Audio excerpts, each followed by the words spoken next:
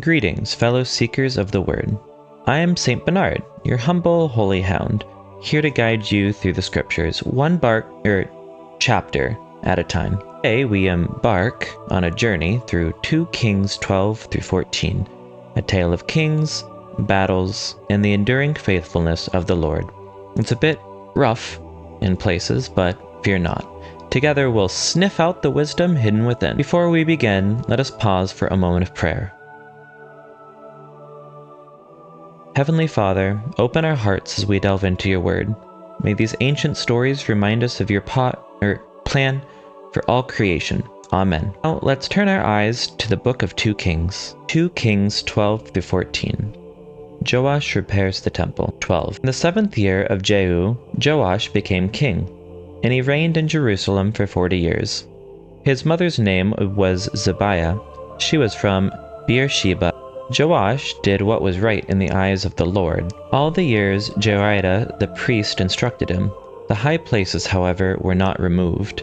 The people continued to offer sacrifices and burn incense there. Joash said to the priests, "Collect all the money that is brought as sacred offerings to the temple of the Lord. The money collected in the census, the money received from personal vows, and the money brought voluntarily to the temple. Let every priest receive the money from one of the treasurers. Then use it to repair whatever damage is found in the temple." But by the 23rd year of King Joash, the priests still had not repaired the temple. Therefore King Joash summoned Jehoiada the priest and the other priests and asked them, "Why aren't you repairing the damage done to the temple? Take no more money from your treasurers, but hand it over for repairing the temple."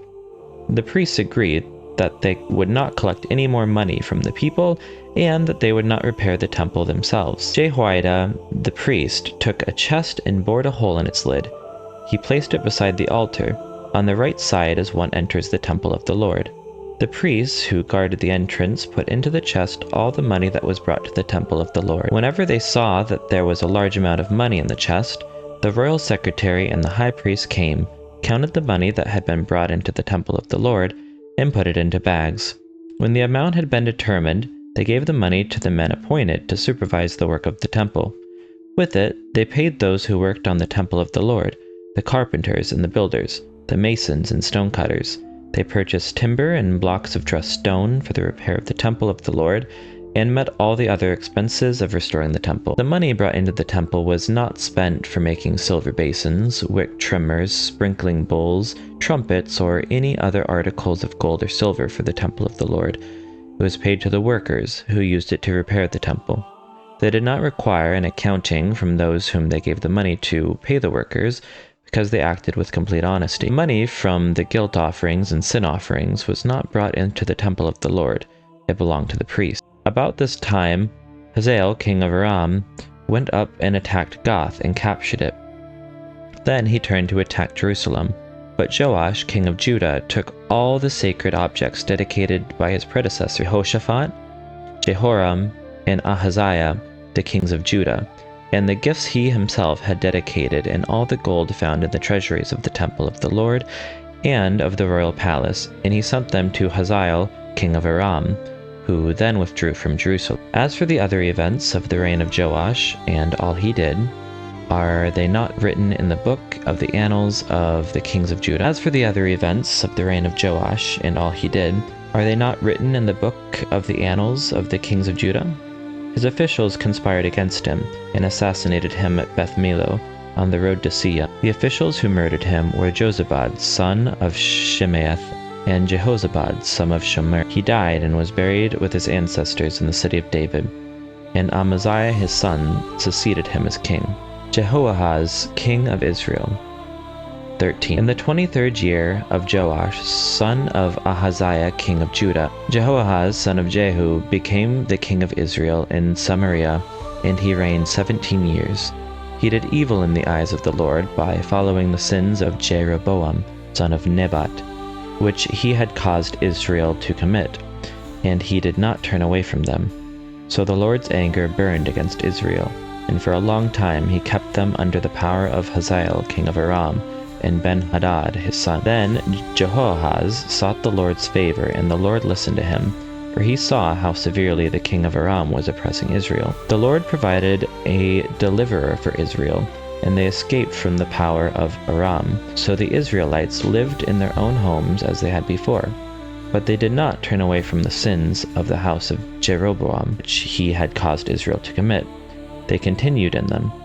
Also, the Asherah pole remained standing in Samaria. Nothing had been left in the army of Jehoahaz except 50 horsemen, 10 chariots, and 10,000 foot soldiers, for the king of Aram had destroyed the rest and made them like the dust at the threshing time. As for the other events of the reign of Jehoahaz, all he did and his achievements, are they not written in the book of the annals of the kings of Israel? Jehoahaz rested with his ancestors and was buried in Samaria, and Jehoash his son succeeded him as king. Jehoash king of Israel. In the 37th year of Joash king of Judah, Joash son of Jehoahaz became king of Israel in Samaria, and he reigned 16 years. He did evil in the eyes of the Lord, and did not turn away from any of the sins of Jeroboam son of Nebat, which he had caused Israel to commit. He continued in them. As for the other events of the reign of Jehoash, all he did and his achievements, including his war against Amaziah king of Judah, are they not written in the book of the annals of the kings of Israel? Jehoash rested with his ancestors, and Jeroboam succeeded him on the throne. Jehoash was buried in Samaria with the kings of Israel. Now Elisha had been suffering from the illness from which he died. Jehoash king of Israel went down to see him and wept over him. my father," he cried, "the chariots and horsemen of Israel." Elisha said, "Get a bow and some arrows," and he did so. "Take the bow in your hands," he said to the king of Israel. When he had taken it, Elisha put his hands on the king's hands. "Open the east window," he said, and he opened it. "Shoot," Elisha said, and he shot. "The Lord's arrow of victory, the arrow of victory over Aram," Elisha declared. "You will completely destroy the Arameans at Aphek." Then he said, "Take the arrows," and the king took them. Elisha told him, "Strike the ground." He struck it 3 times and stopped. The man of God was angry with him and said, "You should have struck the ground 5 or 6 times. Then you would have defeated Aram and completely destroyed it. But now you will defeat it only 3 times. Elisha died and was buried. Now Moabite raiders used to enter the country every spring. Once, while some Israelites were burying a man, suddenly they saw a band of raiders, so they threw the man's body into Elisha's tomb. When the body touched Elisha's bones, the man came to life and stood upon his feet. Hazael, king of Aram, oppressed Israel throughout the reign of Jehoahaz. But the Lord was gracious to them and had compassion and showed concern for them, because of his covenant with Abraham, Isaac, and Jacob. To this day, he has been unwilling to destroy them or banish them from his presence. Hazael, king of Aram, died, and Ben-Hadad, his son, succeeded him as king. Then Jehoash, son of Jehoahaz, recaptured from Ben-Hadad, son of Hazael, the towns he had taken in battle from his father Jehoahaz. 3 times Jehoash defeated him, and so he recovered the Israelite towns. Amaziah, king of Judah. 14. In the 2nd year of Jehoash, son of Jehoahaz, king of Israel, Amaziah, son of Joash, king of Judah, began to reign. He was 25 years old when he became king, and he reigned in Jerusalem 29 years. His mother's name was Jehoaddan. She was from Jerusalem. He did what was right in the eyes of the Lord, but not as his father David had done. In everything he followed the example of his father Joash. The high places, however, were not removed. The people continued to offer sacrifices and burn incense there. After the kingdom was firmly in his grasp, he executed the officials who had murdered his father the king. Yet he did not put the children of the assassins to death, in accordance with what was written in the book of the law of Moses, where the Lord commanded, "Parents are not to be put to death for their children, nor children put to death for their parents. Each will die for their own sin." He was the one who defeated 10,000 Edomites in the Valley of Salt and captured Selah in battle, calling it Joktheel, the name it has to this day. Then Amaziah sent messengers to Jehoash, son of Jehoahaz, the son of Jehu, king of Israel, with the challenge, "Come, let us face each other in battle." But Jehoash, king of Israel, replied to Amaziah, king of Judah, "A thistle in Lebanon sent a message to a cedar in Lebanon. Give your daughter to my son in marriage." Then a wild beast in Lebanon came along and trampled the thistle underfoot. "You have indeed defeated Edom, and now you are arrogant. Glory in your victory, but stay at home. Why ask for trouble and cause your own downfall and that of Judah also? Amaziah, however, would not listen, so Jehoash, king of Israel, attacked. He and Amaziah, king of Judah, faced each other at Beth Shemesh in Judah. Judah was routed by Israel, and every man fled to his home. Jehoash, king of Israel, captured Amaziah, king of Judah, the son of Joash, the son of Ahaziah, at Beth Shemesh. Then Jehoash went to Jerusalem and broke down the wall of Jerusalem from the Ephraim gate to the corner gate, a section about 400 cubits long. He took all the gold and silver and all the articles found in the temple of the Lord and in the treasures of the royal palace. He also took hostages and returned to Samaria. As for the other events of the reign of Jehoash, what he did and his achievements, including his war against Amaziah, king of Judah, are they not written in the book of the annals of the kings of Israel? Jehoash rested with his ancestors and was buried in Samaria with the kings of Israel.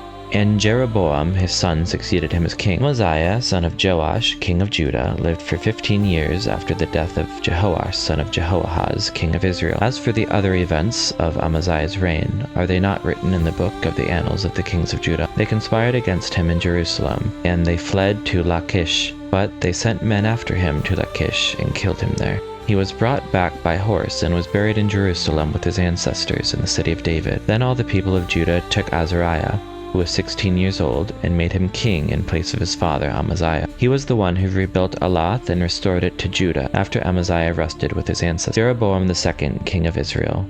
In the 15th year of Amaziah, son of Joash, king of Judah, Jeroboam, son of Jehoash, king of Israel, became king in Samaria, and he reigned 41 years.